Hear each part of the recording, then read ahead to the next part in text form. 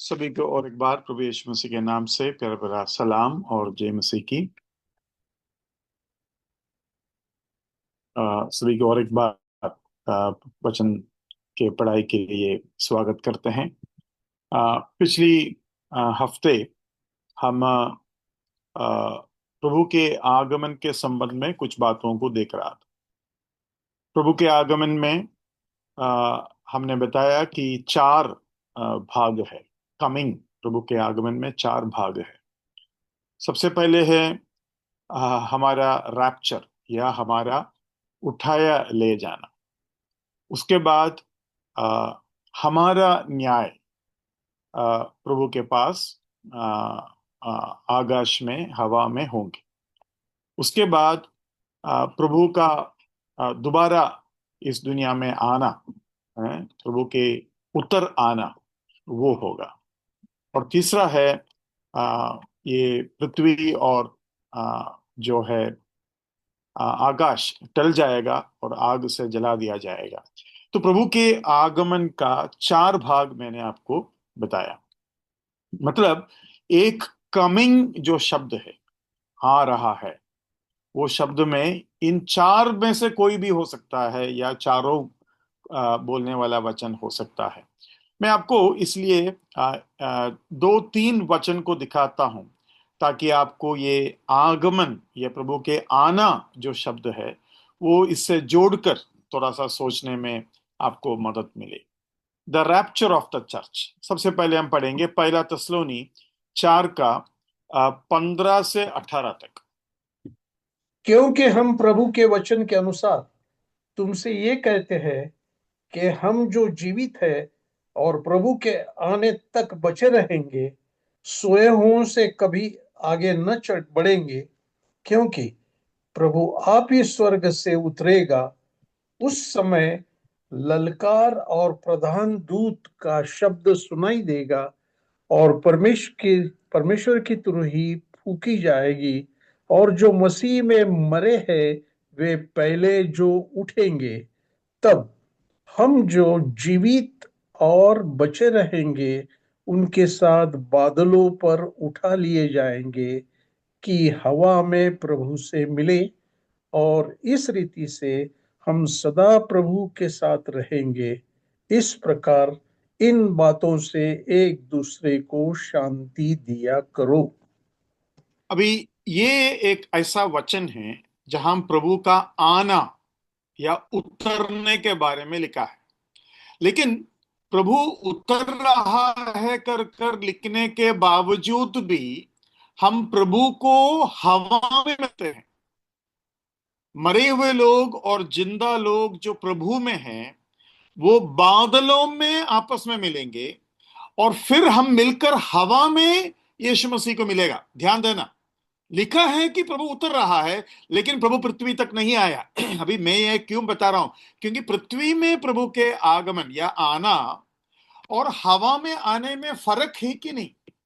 और हवा में जो आता है वो कलीसिया के लिए आता है और पृथ्वी में जो आता है वो पृथ्वी के लिए या फिर इसराइल के लिए आता है। ये जो फर्क है ये समझना जरूरी है। अगर नहीं समझेंगे तो हमारा उद्धार के संबंध में जो समझ है उसमें गलती होगा। मैं समझता हूं अधिकतर बार जो बातें मैं बताता हूं वो किस तरीके से और क्यों गंभीर है, पता नहीं कितने आपको समझ में आता है कि उद्धार से जुड़ा हुआ इन बातों का कनेक्शन कैसा है। अभी यहां देखो, आपने 16 में पढ़ा, क्योंकि प्रभु आप ही स्वर्ग से उतरेगा। तो रिफॉर्म्ड वाले क्या बोलेंगे? देखा, प्रभु उतरेगा बोल रहा है और प्रभु का आगमन है वो नहीं। वो प्रभु हमारे लिए जो आना है वो केवल विश्वासी के लिए है और वो रहस्य है और केवल हवा तक है। हवा तक है कैसे बोलेंगे? देखो, उस समय ललकार और प्रधान दूत के शब्द के सुनाई देगा और परमेश्वर की तुरही फूकी जाएगी और जो मसीह में मरे हैं वे पहले जी उठेंगे। तो हम जो जीवित और बचे रहेंगे उनके साथ बादलों पर। तो मरे हुए लोग और जिंदा लोग बादलों में मिलेंगे, बादलों पर उठा लिया जाएंगे कि हवा में प्रभु से मिले। तो प्रभु का उतरना कहां तक है? केवल हवा तक है। उम्मीद है कि आपको यह बात समझ में आया। देखो, प्रभु के आगमन का चार वो स्टेज में आपको बता रहा हूं। हैं? प्रभु उतर रहा है, लेकिन हवा तक ही यहां उतरा, वो पृथ्वी में नहीं आया। तो वो बात मन में रखना जरूरी है।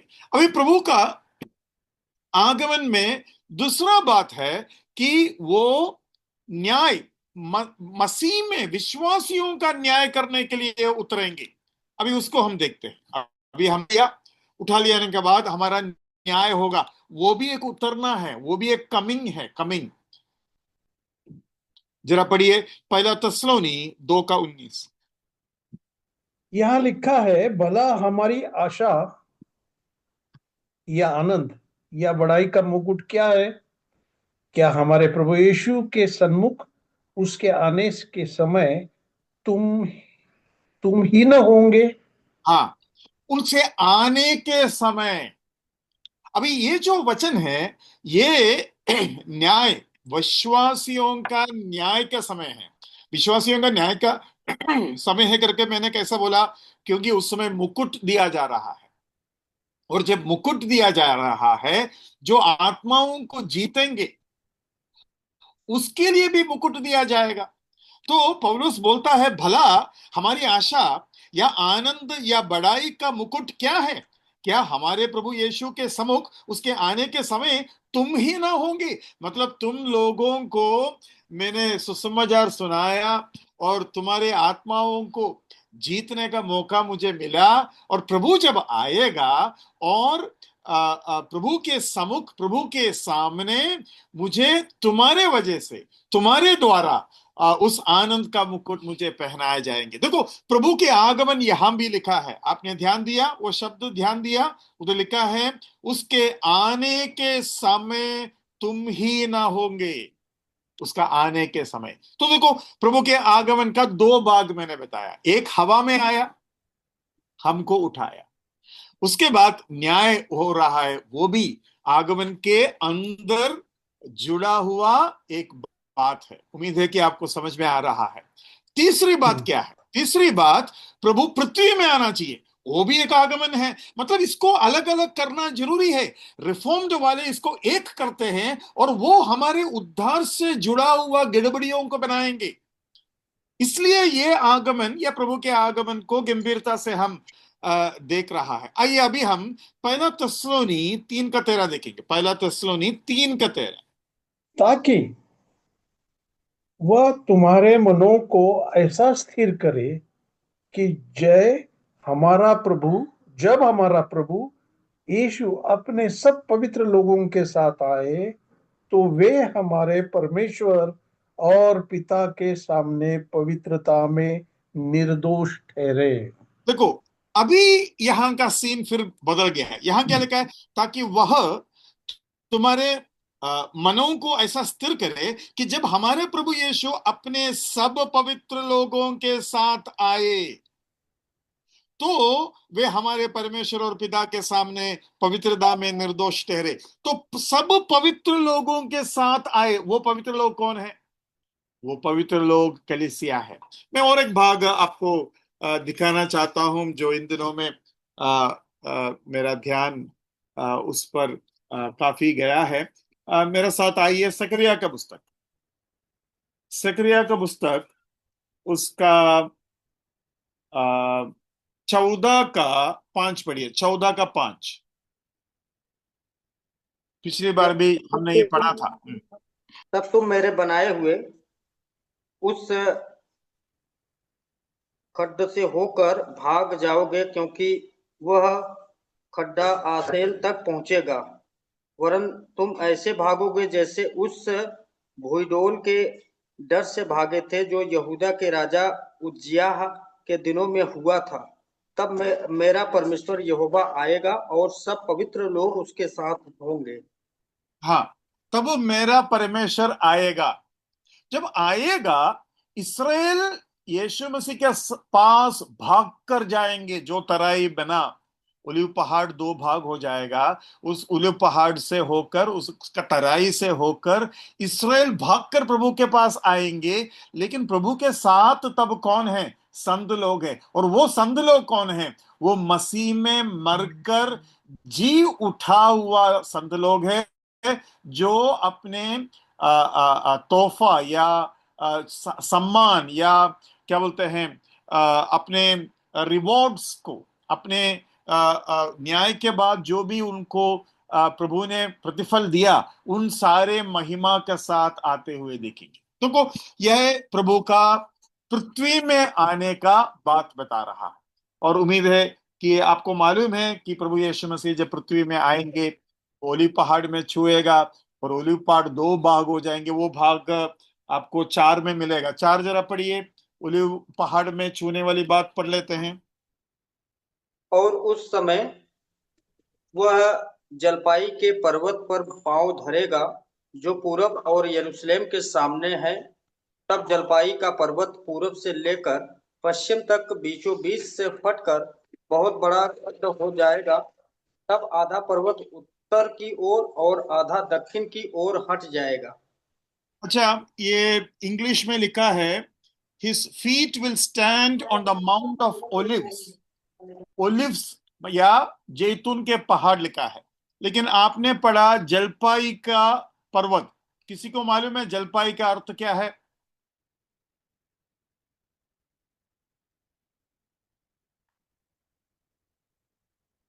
मराठी में कैसे लिखा है? 14 का 4 सकरिया। जैतून, जैतून। जैतून लिखा है। तो ये जलपाई का मतलब जैतून है क्या? मुझे नहीं मालूम, इसलिए मैं आपसे पूछ रहा हूँ। जैतून का पर्वत मराठी में लिखा है जैतूनाचा डोंगर। हाँ, जैतून का लेकिन पहाड़। हाँ, लेकिन हिंदी में जलपाई लिखा है, उसका मतलब क्या है मुझे नहीं मालूम। ठीक है। तो मैं आपको यह बताना चाहता हूं कि ओलिव पहाड़ में प्रभु उतरेगा और उसके अंकल पांव। अंकल हाँ अंकल, जी। हाँ ये हिंदी में भी जैतून लिखा हुआ है। मैं हाँ दूसरा ब्रदर। वर्सेस पढ़ रहा था, इसलिए उसमें जलपाई था। हाँ, नहीं कोई तो बात नहीं, क्योंकि मेरे पास जो मोबाइल में जो वर्जन है उसमें जलपाई लिखा है, तो हो सकता है जैतून के लिए कोई अलग शब्द हो, है ना? जी जी, वही मोबाइल वर्सन, मोबाइल ऐप में पढ़ रहा था। हाँ ठीक है। तो यहां लिखा है, in that day his feet will stand. जलपाई के पर्वत पर पांव धरेगा, पांव धरेगा। और ये बात नया नियम में भी लिखा है। नया नियम में ये बात स्वर्गदूत बोलता है। ये एक बहुत खास चीज है। स्वर्गदूत चेलों को बोलता है। वो भाग भी हम पढ़ लेते हैं। प्रेरितों का काम 1 अध्याय उसका 11वां पद। प्रेरितों का काम 1 अध्याय उसका 11वां पद। और उनसे कहा, हे गलीली पुरुषों, तुम क्यों खड़े आकाश की ओर देख रहे हो? यही यीशु जो तुम्हारे पास से स्वर्ग पर उठा लिया गया है, जिस रीत से तुमने उसे स्वर्ग की को जाते देखा है, उसी रीत से वह फिर आएगा। हाँ, उसी रीति से वह फिर आएगा। देखो, स्वर्गदूत बोलता है जैसा गया वैसा उसी रीति से वो आएगा। मतलब उसको शरीर होंगे, उसके शरीर में जो घाव हुए वो होंगे, और वो उतरेंगे। लेकिन उतरते वक्त उसके साथ संत लोग होगा, और उन संत लोगों में ये चेले भी होंगे जो अभी पहाड़ पर खड़े होकर प्रभु को जाते हुए देखेंगे। उनके साथ, प्रभु के साथ जाने का कितना इच्छा उन चेलों को तब होगा। लेकिन वो इच्छा पूरा होगा, और ऊपर से वो प्रभु के साथ उसी जैतून पहाड़ में उतरेंगे। मैं सोच रहा था, जब कलीसिया यीशु मसीह के साथ आएंगे, उनके साथ चेले भी होंगे। चेले बोलेंगे, इसी पर्वत में हम खड़े होकर प्रभु को जाते हुए देखा।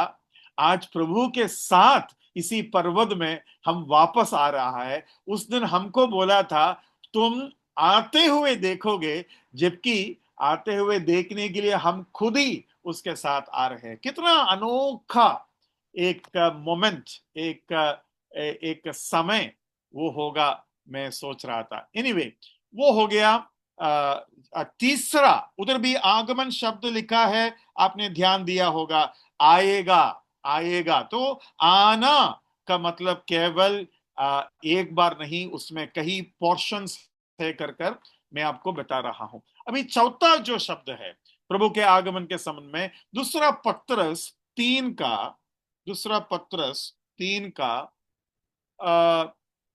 4 और 7। दूसरा पत्रस 3 का 4 और 7।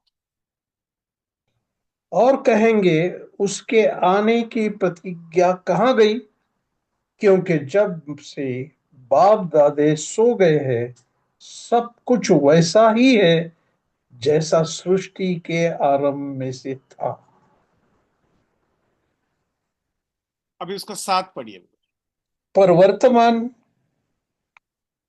वर्तमान काल के आकाश और पृथ्वी उसी वचन के द्वारा इसलिए रखे गए हैं कि जलाए जाए, और ये भक्तिहीन मनुष्य के न्याय और नष्ट होने के दिन तक ऐसे ही रखे रहेंगे। हाँ, मतलब अभी जो का आगमन का जिक्र यहां जो किया है वो नाश करने के लिए है। ये नाश करने के लिए, तो देखो, एक शब्द में आपको 4 आगमन है।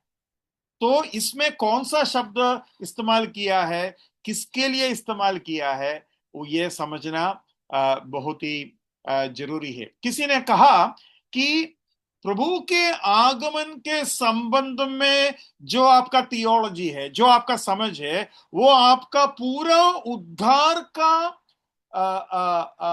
जो शिक्षा है उसको परखने के लिए काफी है। उद्धार का सिद्धांत को पूरे तरीके से गड़बड़ करने के लिए ये एक चीज जो है काफी है। प्रभु का जो आगमन को गलत समझोगे तो जो है वो काम हो जाएगा। जैसे कि देखो, प्रभु यीशु मसीह को इसराइल के लोग गलत समझने का कारण क्या था? कोई बता सकते हैं? प्रभु यीशु मसीह को लोग पहचाना नहीं, लोग विश्वास नहीं किया, और उन्होंने बोला ये धोखेधार है, ये झूठा मसीह है, और क्रूस पर चढ़ा दिया। क्या कारण है आप बताइए? मेन क्या कारण है?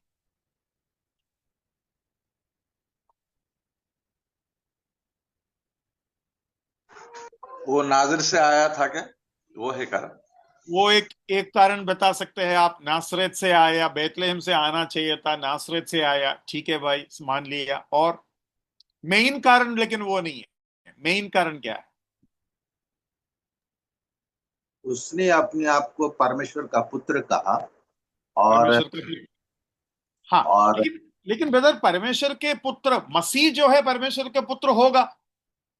देखो, मसीह, अभी मैंने आपकी पिछली बार भी बताया था और एक बार बताता हूं। सकरिया का 14 का 5 में हमने पढ़ा, मेरा परमेश्वर यहोवा आएंगे और अपने संतों के साथ आएंगे।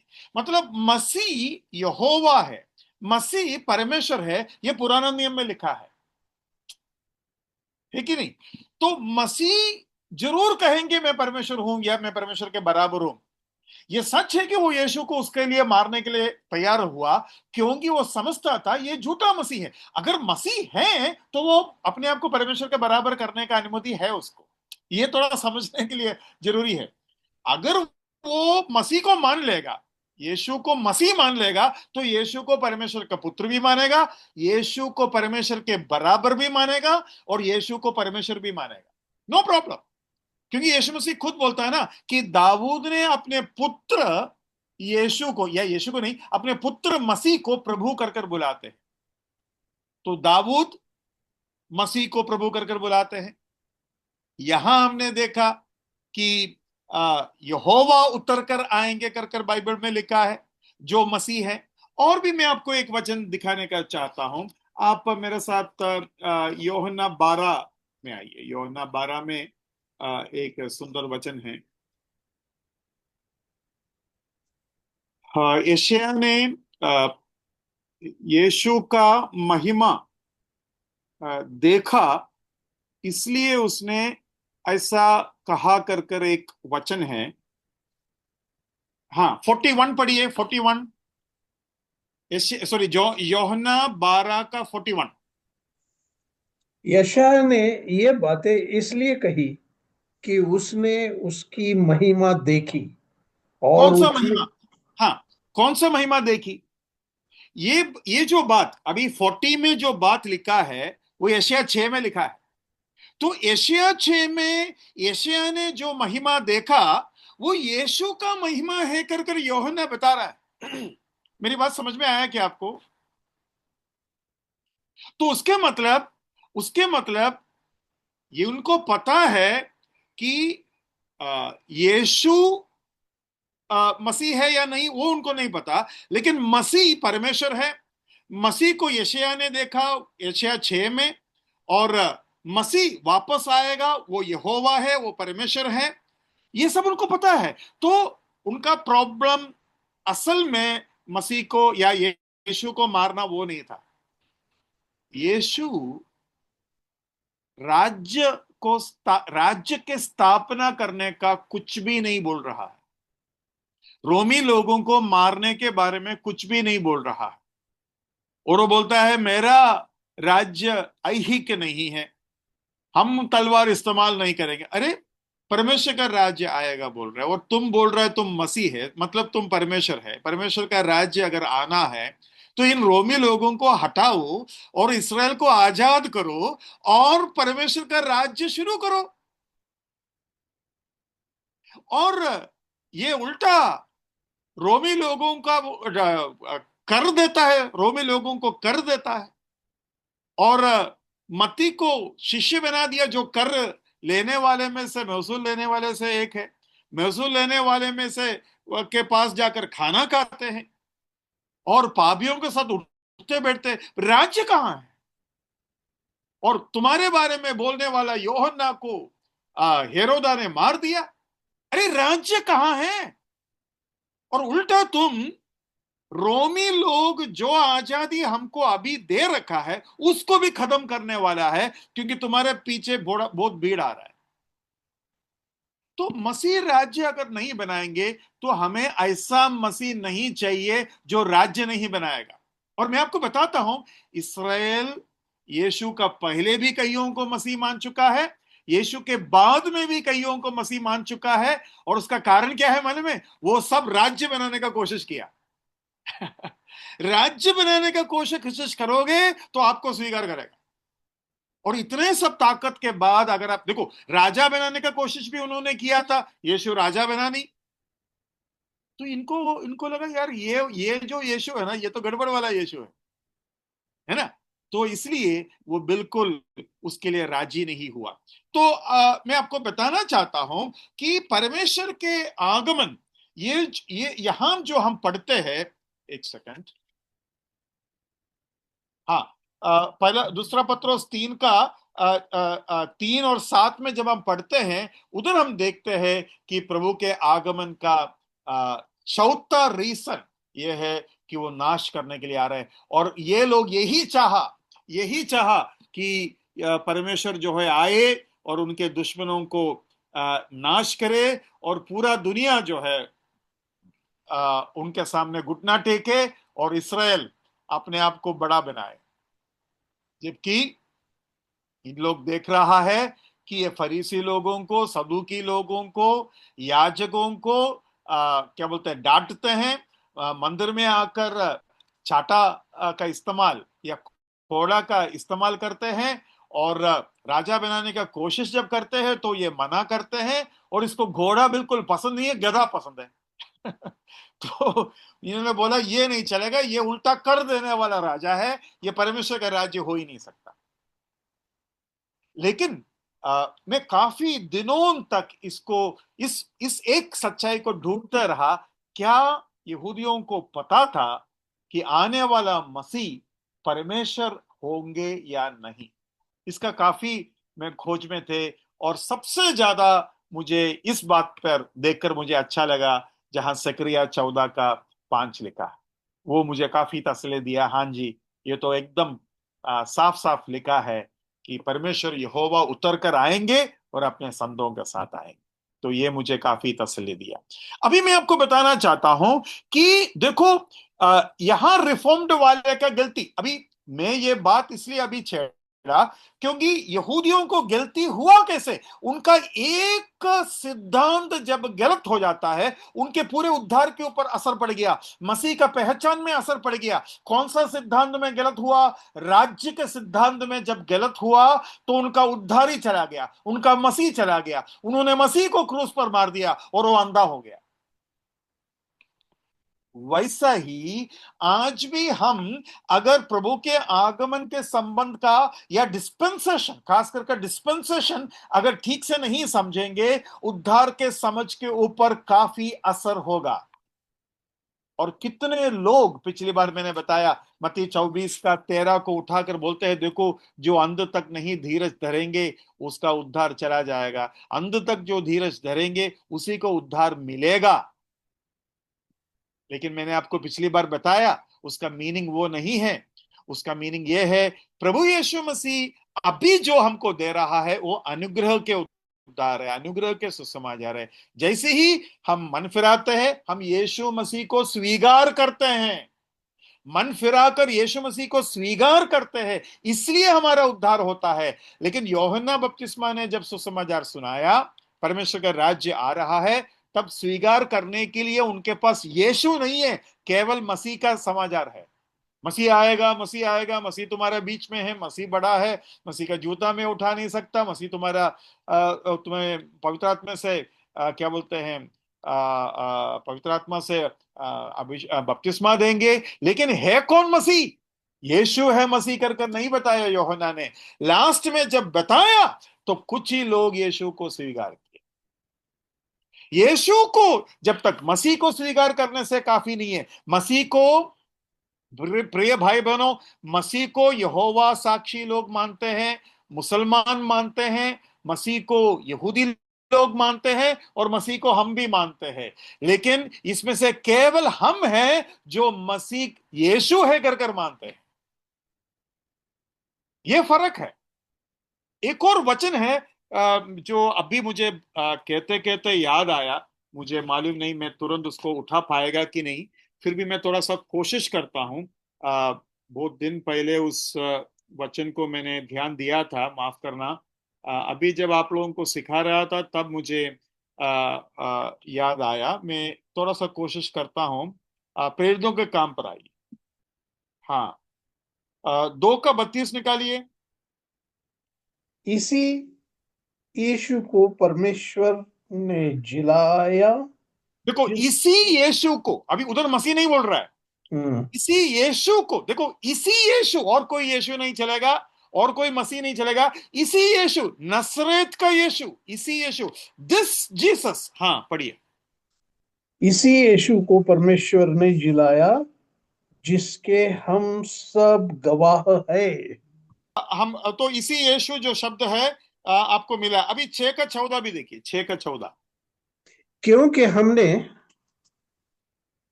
हमने उसे ये कहते हुए सुना है कि यही यीशु नासरी इस जगह को देगा, ढा देगा, हाँ, और उन रीतियों को बदल डालेगा जो मूसा ने हमें सौंपी है। हाँ, इसी नासरी यीशु। अभी प्रेरितों का काम 17:3 देखिए, प्रेरितों का काम 17:3। और उनका अर्थ खोल कर समझाया था कि मसीह को दुख उठाना और मरे हुओं में से जी उठना अवश्य था, और यही यीशु जिसको मैं तुम्हें कथा सुनाता हूँ मसीह है। बहुत बढ़िया वचन है। इसी यीशु जिसका कथा मैं सुनाता हूं मसीह है। देखो, मसीह का कोई प्रॉब्लम नहीं है, मसीह के ऊपर यहूदियों को पूरा विश्वास है, लेकिन मसीह कौन है यही सबसे बड़ा प्रॉब्लम है। तो पौलुस बोलते हैं इसी यीशु को मैं बोलता हूं मसीह है, यीशु ही मसीह है। तो देखो, यीशु को पहचानने में वो हारने का मेन कारण यह है कि यीशु को राज्य बनाने का कोई इच्छा उनको दिखाई नहीं दिया। तो पौलुस यहां सिखा रहा है कि उनको सिखा रहा है कि यीशु को मरना, मसीह को मरना जरूरी था, इसलिए यीशु मरा। ये मसीह का मृत्यु इनको समझ में नहीं आता, मसीह का राज्य ही समझ में आता है। देखो, परमेश्वर के आगमन का सही उद्देश्य नहीं समझ में आने का वजह से वो अपना उद्धार खो बैठा। अभी यहां भी प्रभु के आगमन में उनको दो चीज समझना था। पहला बार प्रभु जब आएगा वो मरेगा, और फिर दूसरा बार जब प्रभु आएगा तब राज्य स्थापित होगा। अभी हम क्या सीख रहा है? पहले बार जब प्रभु आएगा तब कलीसिया को उठा लिया जाएगा, और उसके बाद वो ओलिव पहाड़ में आकर राज्य का स्थापना करेंगे। देखो, उनका सेम प्रॉब्लम आज भी कई लोगों को हो रहा है।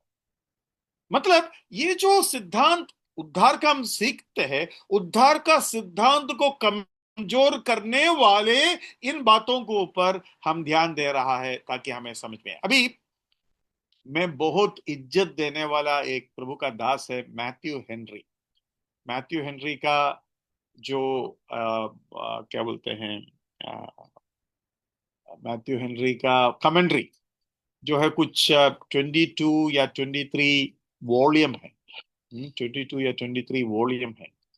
और मैथ्यू हेनरी को अगर कोई पढ़ लिया, पूरा पूरा मैथ्यू हेनरी को अगर कोई पढ़ लिया, उनको समझ में आएगा दुनिया में जितना भी कमेंट्री बना है ना, वो सब मैथ्यू हेनरी का गाइडेंस से कमेंट्री लिखा है। मतलब एक तरीके से कमेंट्री वालों का बाप है मैथ्यू हेनरी, है ना। मतलब कोई भी कमेंट्री आप पढ़े, मैथ्यू हेनरी ने क्या कहा, मैथ्यू हेनरी क्या सोच रहा है, उसका जिक्र आपको हमेशा मिलते रहेंगे। इस तरीके से मैंने समझा है। एक बहन को मैं जानता हूं जो मैथ्यू हेनरी का पूरे कमेंट्री को अब तक 2-3 बार पढ़ चुके हैं। ये एक तरीके का नामुमकिन काम है। मतलब आज के जमाने में कोई बहन इस तरीके से पढ़ते हो तो वो काफी उम्र के हैं। मैं बहन बोल रहा हूँ लेकिन मैं उनको मम्मी बुलाता हूँ। तो वो जो बहन है वो मुझे बता रहे थे, कोई भी भाषण देगा ना, वो कौन सा कमेंट्री से बोल रहा है और क्या बोलने वाला है, वो हमको समझ में आता है, क्योंकि इन लोग सब कमेंट्री पढ़कर आते हैं। तो मैंने उनको पूछा, मैं जब वचन सुना तो आपको क्या लगता है? क्योंकि मैं कोई कमेंट्री पढ़ता नहीं हूँ इस तरीके से। तो मैंने उनको ऐसा पूछा। तो मैं आपको ये बताने का कोशिश कर रहा हूं कि मैथ्यू हेनरी, लेकिन लेकिन मैथ्यू हेनरी एक रिफॉर्म्ड वाला रिफॉर्म्ड वाला होने का वजह से मैथ्यू हेनरी यहां जब आएगा, इस पॉइंट पर जब आएगा, वो तुरंत पलटेगा। देखो, पौलुस को मैथ्यू हेनरी से ज्यादा ज्ञान था, लेकिन यीशु के पॉइंट पे जब आता है ना, वो पलट जाता था। वो बोलता है यीशु मसीह नहीं हो सकते। फिर मसीह को क्या बोलते हैं, दर्शन देना पड़ा, उसके आंख, अंधा आंख को दिखने के लायक बनाने के लिए फिर और एक बार अंधा करना पड़ा। आपको मालूम है ना, जहर को जहर से निकालना, कभी सुना है ऐसा? जहर को जहर से निकालना, ऐसा कभी सुना है? सुना है ब्रदर। हाँ, उसका मीनिंग और कुछ नहीं है। ये अभी फॉर एग्जाम्पल सांप जब काटते हैं, सांप आपको जब काटते हैं, आपको एंटी वेनम देते हैं। एंटी वेनम जो देता है वो सांप का ही विष है, ये मालूम है।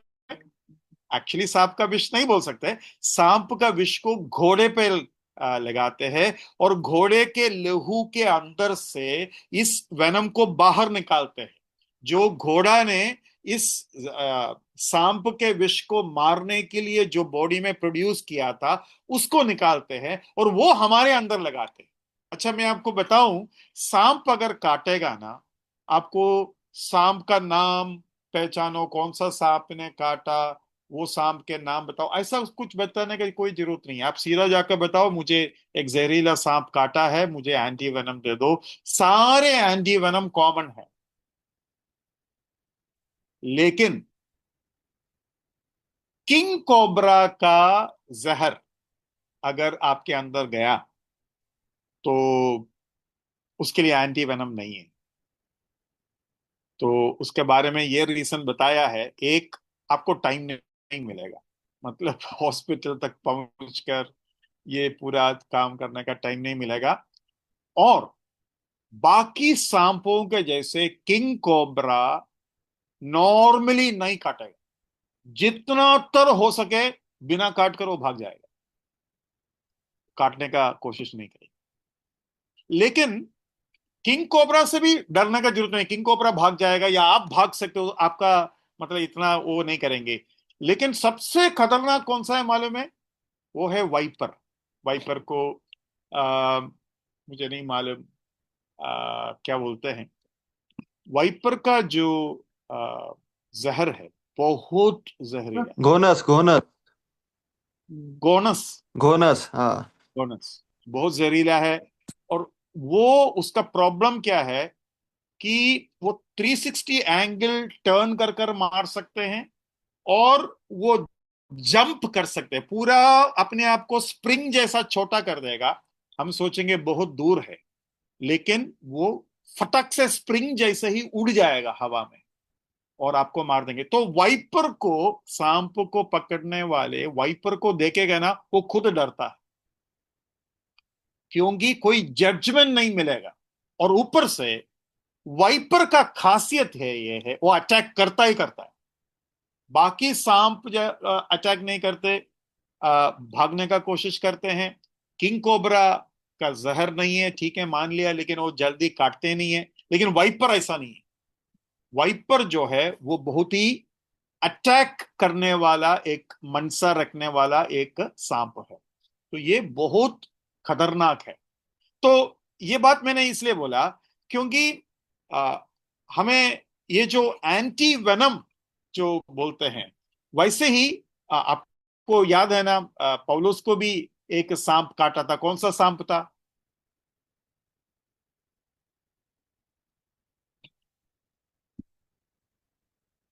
कौन सा सांप काटा था?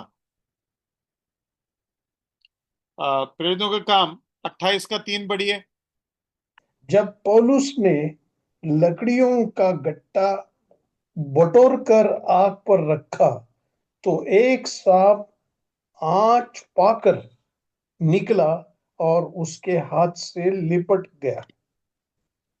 अच्छा, एक सांप लिखा है, लेकिन इंग्लिश में मैंने जो सांप का नाम बोला था वो लिखा है वाइपर। इसलिए मैंने पूछा मराठी में कैसे लिखा है। और कोई हिंदी भाषा में ये नाम दिया है क्या? 28 का 3 में इंग्लिश में तो वाइपर लिखा है। मराठी में भी एक सांप लिखा है। अच्छा, एक सांप लिखा है, ठीक है। तो मेरा कहने के मतलब ये है, पौलुस को बाइबल बहुत अच्छे तरीके से मालूम था, लेकिन जब वो मसीह के उधर आएगा उसको भी समझ में नहीं आया मसीह को क्रूस पर मरना जरूरी है। इसलिए परमेश्वर ने उसको दर्शन दिया और उस दर्शन में उसको अंधा कर दी, और तब जाकर वो यीशु को ठीक से देख पाया और यीशु को मसीह के रूप में माना, और इसलिए उसका उद्धार हुआ। लेकिन मैथ्यू हेनरी इतना वचन को जानते हैं, लेकिन रिफॉर्म्ड वाले के साथ वो खड़े रहते हैं, और वो कहता है प्रभु यीशु मसीह का आगमन एक ही है।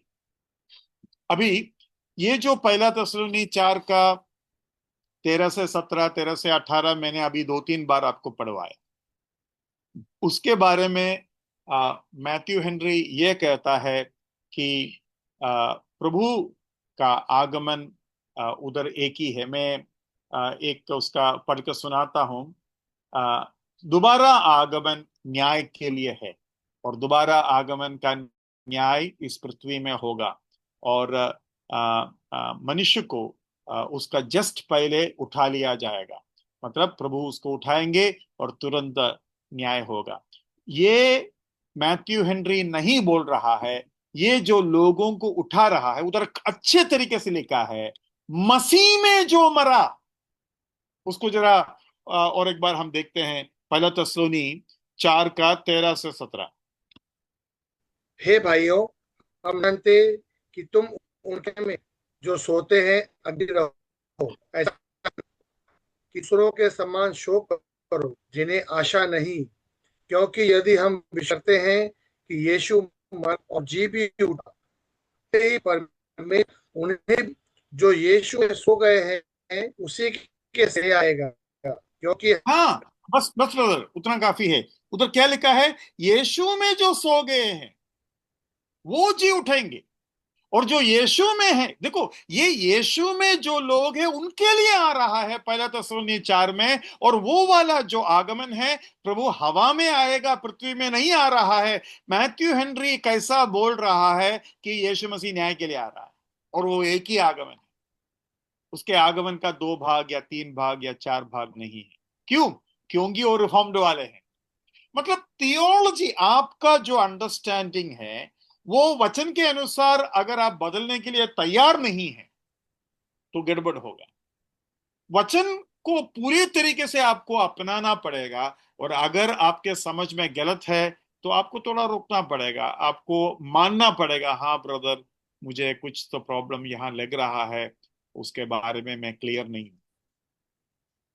तो वो बात मैथ्यू हेनरी को करना चाहिए। तो मैथ्यू हेनरी के बारे में अच्छे अच्छे से स्कॉलर्स है, वो खुद बोलता है कि इतना समझदार एक कमेंटेटर होने के बावजूद भी, रिफॉर्म्ड वाला होने का वजह से, यहां जब वो आते हैं वो कहता है कि प्रभु का जो है एक ही आगमन है। और वैसा ही यूहन्ना 14 के बारे में भी वो कहता है। यूहन्ना 14 1 से 3 जरा देखिए, यूहन्ना 14 1 से 3। तुम्हारा मन खुल ना हो, परमेश्वर पर विश्वास रखो और मुझ पर भी विश्वास रखो। मेरे घर में बहुत से रहने के स्थान है, यदि न होते मैं तुमसे कह देता, क्योंकि मैं तुम्हारे जगह तय करने जाता। और यदि मैं जाकर तुम्हारे लिए जगह तय करूं, तो फिर आकर तुम्हें अपने यहाँ ले जाऊंगा, कि जहां मैं रहूं वहां तुम भी। तो देखो, यहां 3 बातें हमारा ध्यान में आना चाहिए। सबसे पहले, मैं जा रहा हूं और मैं वापस आऊंगा, प्रभु के बाद। उसके बाद हमारे बारे में, तुम्हें मेरे साथ, अपने साथ स्वीकार करूंगा या लेकर जाने के लिए मैं आएंगे। I will receive you to my self. उसके बाद, मैं जहां रहेगा वहां तुम रहेंगे, मतलब हम प्रभु के साथ रहेंगे। हम प्रभु के साथ रहेंगे। अभी मैथ्यू हेनरी क्या कहता है मालूम है? मैथ्यू हेनरी जो कहता है, मुझे तो समझ में ही नहीं आ रहा है क्यों ऐसा कह रहा है। मैथ्यू हेनरी जो कह रहा है वो मैं पढ़ कर सुनाता हूं। He tells us that Christ will send for believers one by one at the time of their death. मसीह एक विश्वासियों को उनके मृत्यु के समय पर एक एक कर कर लेके जाएगा। अच्छा, मतलब मसीह दोबारा आएगा, दोबारा आएगा तो कलीसिया को उठा के लेके जाएंगे, ऐसा नहीं है। वो एक एक विश्वासी जब मरेगा तो एक एक को लेके जाने के लिए मसीह आएगा। ऐसा मसीह को आने की जरूरत है क्या? मसीह तो हमारे साथ ऑलरेडी है ना, है ना? तो ये देखो कैसा घुमा दिया। क्यों? क्योंकि मैथ्यू हेनरी यह विश्वास करता है, प्रभु के आगमन कलीसिया के लिए नहीं है, प्रभु के आगमन पूरा पृथ्वी के लिए है, और वो पृथ्वी में आएंगे, इसलिए वो ऐसा कहता है। और उसके बाद देखना क्या कहता है। He means he sends for them by angels, and that they are brought to another abiding place until they make their solemn entry at the last day. मतलब एक स्वर्गदूत उसको एक जगह पर रखेगा, और उसके बाद प्रभु जब आएंगे तब जो है वो उनके साथ मिलेंगे। मतलब कलीसिया को मिलाना, कलीसिया को लेने के लिए आने के बारे में, रैप्चर के बारे में, उठा ले जाने के बारे में मैथ्यू हेनरी विश्वास नहीं कर रहा है। और उसके वजह से इतना साफ साफ लिखा हुआ इस भाग को भी उसने घुमा दिया। यही प्रॉब्लम पूरा यहूदियों को हुआ। वो यीशु मसीह के आगमन को परमेश्वर के राज्य के अलावा उनको और कुछ समझ में आता ही नहीं। परमेश्वर का राज्य, परमेश्वर का राज्य है, उधर हम बड़ा बड़ा लोग होंगे, है ना? इसलिए चोर जो मरा वो भी यही कहा, जब आपका राज्य में आएंगे तो मुझे याद करना। जेम्स और जॉन ने कहा, जब आप कुर्सी में बैठेंगे, सिंहासन में बैठेंगे, आजू बाजू में हमको भी बैठा देना, है ना? उनको केवल राज्य का चिंता है। लेकिन कलीसिया जो है वो राज्य के इंतजार में नहीं है। कलीसिया अपना दुल्हा का इंतजार में, अपना दुल्हा का न्याय जो तोहफा देने वाले हैं उसके इंतजार में है, और दुल्हा का साथ जो शादी है उस शादी के इंतजार में। ये दुनिया जो है न्याय के लिए और न्याय के बाद परमेश्वर का राज्य के लिए इंतजार करना जरूरी है। और देखो, अगर क्या बोलते हैं, मैथ्यू हेनरी ऐसा बोलते हैं, फिलिपी 1:23 क्या बोलते हैं? फिलिपी 1:23 एकदम साफ साफ बोलते हैं, अगर अभी मरेगा तो हम मसीह के पास जाएंगे। उसके लिए मसीह को यहां आने की जरूरत नहीं है, क्योंकि हम मसीह हमारे अंदर है और मरते ही हम मसीह के साथ रहेंगे। जरा पढ़िए उसको, फिलिपी 1:23। क्योंकि मैं दोनों के बीच अधर में लटका हूँ, जी तो चाहता है कि कूच करके मसीह के पास जा रहूं, क्योंकि यह बहुत ही अच्छा है। हाँ, कूच कर मसीह के पास जाओ। भाई बहनों, मसीह का दोबारा आगमन नहीं है हम जब मसीह के पास जाते हैं। हम जब मसीह के पास जाते हैं हमारा आत्मा जाता है, हमारे शरीर नहीं जाते। लेकिन मसीह जब आएगा हम रूपांतर होकर मसीह के पास जाएंगे। मसीह के आवाज, स्वर्गदूत के आवाज, परमेश्वर का तुरही, देखो तीन चीजें लेंगे और तब हम जो है जाएगा। हम जब मरते हैं तो मसीह का आवाज नहीं आता, हम मसीह के पास जाते हैं, हमारा आत्मा जाते हैं। लेकिन जब मसीह हवा में आएंगे, हम बादलों में शरीर के साथ जाएंगे। और वो भाग आपको 1 कोरिन्थियों 15 में भी मिल जाएगा। एक बार हमारा आशा और विश्वास और हमारा जो दिल पे रहना चाहिए उसको एक बार पढ़ना अच्छा रहेगा। जरा पढ़िए 51 और 52, यूहन्ना सॉरी 1 कोरिन्थियों 15 का 51-52। देखो, मैं तुमसे भेद की बात कहता हूँ, हम सब नहीं सोएंगे परंतु जल जाएंगे, और यह क्षण भर में, पलक मुड़ते ही अंतिम तुरही फूंकते ही हो। क्योंकि तुरही फूंकी जाएगी और मुर्दे अविनाशी दशा में उठाए जाएंगे और हम बदल हाँ जाएंगे। हाँ, कैसा बदल जाएंगे? इंग्लिश में लिखा है in a moment, in the twinkling of an eye. वो बात हिंदी में नहीं पढ़ा क्या? नहीं बिल्कुल। 1 कोरिन्थियों 15 का 52 में ऐसा नहीं है? 1 कोरिन्थियों 15 का 52 में। ऐसे है ब्रदर, और क्षण भर में पलक हाँ वही मारते। क्षण, हाँ वही मिला ना, क्षण भर में क्या बोलते हैं, पलक मारते ही, in the moment of the twinkling of an eye. पलक मारना मतलब क्या है? पलक मारना मतलब क्या है? एक ब्लिंकिंग ऑफ आई। एक बार हाँ, ब्लिंकिंग समझ। ब्लिंकिंग। आंख, हाँ, आंख को एक बार ऐसा करना कितना टाइम लेता है? उस टाइम पर क्या हो जाएगा? हम बदल जाएंगे। Praise the Lord. पिछली तुरही पलक मारते ही, पिछली तुरही फूंकते ही होगा, क्योंकि तुरही फूंकी जाएगी और मुर्दे अविनाशी दशा में उठाए जाएंगे और हम बदल जाएंगे, बदल जाएंगे। तो ये जो फिलिपी 1:23 में हमने पढ़ा कि कुछ कर मैं प्रभु के पास जाना चाहता हूं, वो बदल कर नहीं जा रहा है, उसका आत्मा जा रहा है। तो मैथ्यू हेनरी क्या बोलते हैं, यूहन्ना 14 के बारे में क्या बोला? 14 के बारे में बोला कि वो एक एक को लेकर जाएगा, स्वर्गदूत उसको लेकर जाएगा और एक जगह पर रखेंगे, और उसके बाद प्रभु जब दुनिया में आएंगे और तब हम सभी को लेकर जाएंगे। नहीं, ऐसा नहीं है। हम जैसे ही मरेगा प्रभु के पास जाएंगे, लेकिन केवल हमारा आत्मा जाएगा। लेकिन जब अंतिम तुरही फूंका जाएगा तब हम बदल कर जाएंगे, और वो उनके आगमन का पहला स्टेज है। सबसे पहले अपने दुल्हन को लेने के लिए प्रभु आए। तो प्रभु इस आशा से हमारे दिलों को भरे, और प्रभु के पास जाने के बारे में और एक वचन है जो मैं पढ़वा कर आज के वचन को समाप्त करना चाहूंगा। 2 कोरिन्थियों 5:8 पढ़िए। 2 कोरिन्थियों 5:8। इसलिए हम ढाढ़स बांधे रहते हैं और देह से अलग होकर प्रभु के साथ रहना और भी कम समझते हैं।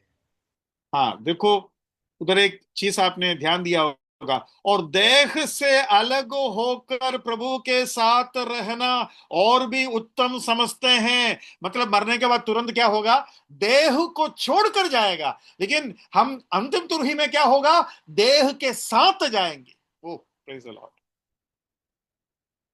ये फर्क है, ये फर्क समझना जरूरी है।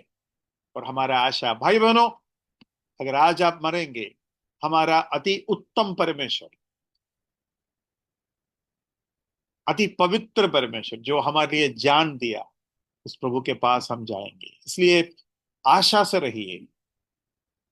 स्वर्ग को कभी कभी आकाश की तरफ थोड़ा देख लें। कभी देखते हैं कि आप लोग बादल की तरफ? हाँ, देख लेना, प्रभु आएगा। एक बुजुर्ग व्यक्ति था, हमेशा बादल की तरफ सुबह के सुबह देखते थे और कहते हैं, प्रभु आज भी आप आया नहीं, लेकिन आपके आगमन के लिए और एक दिन कम हुआ है।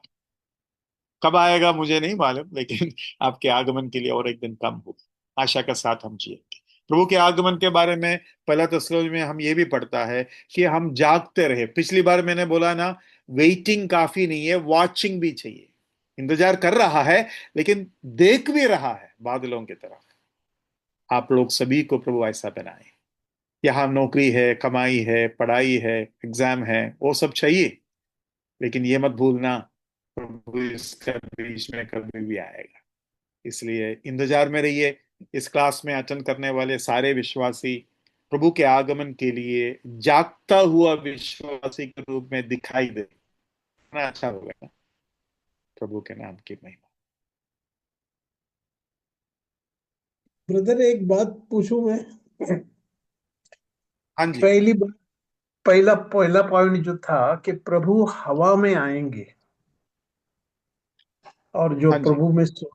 जो प्रभु में सोए हैं वो पहले, और जो जीवित है वो हवा में उसको मिलेंगे।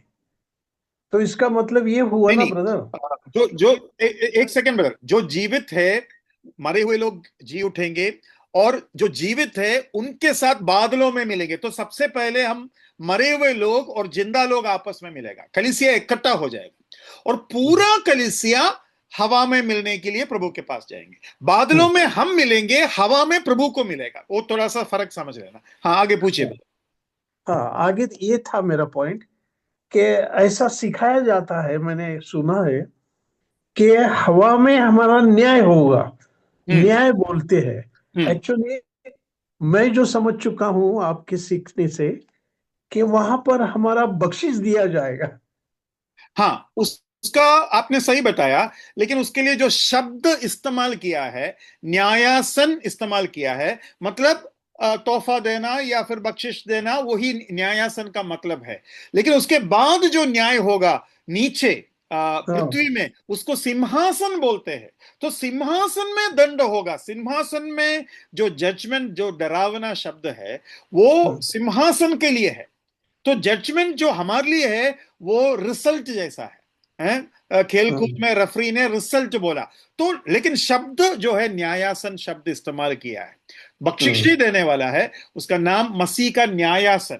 लेकिन यहां पृथ्वी में जो होगा, महिमा का सिंहासन, और जो पापियों के लिए जो होगा, स्वेद सिंहासन। तो दो सिंहासन है और एक न्यायासन है। तो न्यायासन एक्चुअली अच्छा शब्द है, वो बुरा शब्द नहीं है। तो वो आपको समझना है। न्याय की बात करते हैं ना, तो ऐसा लगता है कि वो जजमेंट हो रहा है। हाँ, ऐसा नहीं दोबारा है। जजमेंट की क्या जरूरत है, हाँ, ऐसा वो हो जाता न्यायासन जो शब्द इस्तेमाल किया है ना, उसको बीमा शब्द ग्रीक में है, और बीमा का मतलब है रेफरी, रेफरी का कुर्सी। है। तो अच्छा। रेफरी किसी को दंड नहीं देता, रेफरी बोलेगा कौन जीता कौन हारा। हारने वाले को भी ट्रॉफी मिलता है, फर्स्ट को भी मिलता है, सेकंड को भी मिलता है, थर्ड को भी मिलता है, और जो चौथा हो गया उसको पनिशमेंट नहीं मिलता, उसको टाटा बाटा देकर छोड़ देते हैं। तो किसी को दंड नहीं देता, लेकिन किसी को प्रतिफल मिलता है, किसी को प्रतिफल नहीं मिलता है, वो होगा, लेकिन कभी भी दंड नहीं मिलेगा। थैंक